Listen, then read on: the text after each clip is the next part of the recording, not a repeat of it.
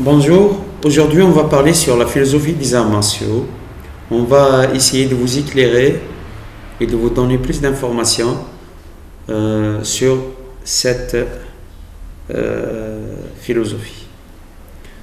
Premièrement, étymologiquement, les arts martiaux c'est un art de guerre, dont l'acception la plus courante mais traduit art de paix.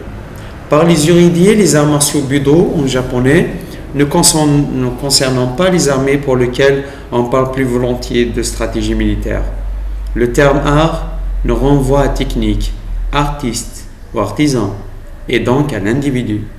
Leur nom est souvent accompli au suffixe do, c'est-à-dire qui signifie quoi? Signifie la voie, comme le karaté-do, le judo, le kendo, le aikido, etc. Voir l'épanouissement, le bonheur ou la sagesse, concept ayant tous des liens étroits, sagesse nous renvoie directement à philosophie. Sur le fait, on pose deux questions qui sont essentielles. Première, elles disent quelle est donc la particularité des arts martiaux qui le permet d'être un véhicule. Et la deuxième, un véhicule bien sûr vers la sagesse. La deuxième, quelle est la différence entre l'art martial et le sport de combat? Premièrement, l'art martial est un ensemble de réponses à une agression éventuelle qui menacerait notre intégrité physique, voire notre vie. Aucune règle ne régit cette agression qui peut être perpétrée par plusieurs individus éventuels armés et à la riposte peut aller jusqu'à la mort des agresseurs si le contexte l'exige. Cette absence de limite est la marque essentielle de l'art martial. Le simple aménagement de celui-ci en vue de la compétition ou à la présentation édulcorée que certains éducateurs offrent aux enfants dans un but pédagogique lui font perdre ce côté extrême. Il est devenu un sport de combat, c'est-à-dire constatant à propos de la valeur pédagogique que la violence se rencontre souvent dans les salles de sport de combat, mais jamais dans les salles dans les écoles d'arts martiaux. Or, la philosophie est une prédilection pour les grandes questions existentielles, celles qui touchent la vie et la mort. Comment pour autant s'entraîner durement si la mort nous guettait? À chaque tournant, se nous poser des questions sur le fondement de cette démarche. Initiation simple d'autodéfense.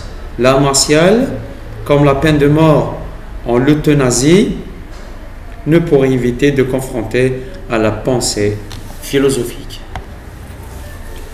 De plus, l'art martial a pour vocation de service à n'importe quel moment de notre existence. Sa portée dépasse de très loin le cadre restreint de l'entraînement. Ainsi devient-il un véritable mode de vie qui soulève un kyrielle de questions car la répercussion sur le comportement quotidien sont multiples. Elles ne pourront recevoir de réponse satisfaisante qu'à l'aide d'une philosophie cohérente. En passant à l'étape qui est la plus importante dans la philosophie des arts martiaux, c'est comment s'offrir les services d'un guide au voyage seul. Qu'est-ce que ça veut dire ce titre? On va vous expliquer dans le texte suivant. Science sans conscience n'est que ruine de l'âme. L'art martial peut être assimilé à une science, une recherche, et l'on vient de ne pas s'égarer, surtout jusqu'on utilise des techniques dangereuses. Or, quelques visites dans des clubs de karaté ou de taekwondo, de muay boran ou de wushu ou de judo ou autres nous convaincront vite qu'un large panel de pratiquants et surtout d'enseignants n'ont pas suffisamment sondé les fondements et aboutissements de ce qu'ils pratiquent en enseigne. Le regard critique sera souvent effaré par l'évidence, confusion entre les aspects sportifs et cette défense, par les erreurs techniques liées au manque de réflexion, par l'absence de toute sérénité, ou par le développement de l'agressivité au sein de certains clubs. Heureusement, comme pour les professeurs de philosophie, il existe aussi de bons professeurs d'arts martiaux.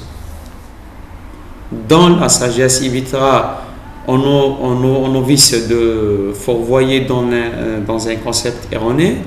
Certes, la grande majorité de professeurs disposent d'un bon bagage technique, mais un guide spirituel semble indispensable, surtout pour débuter, puis maintenir le cap et établir un code moral.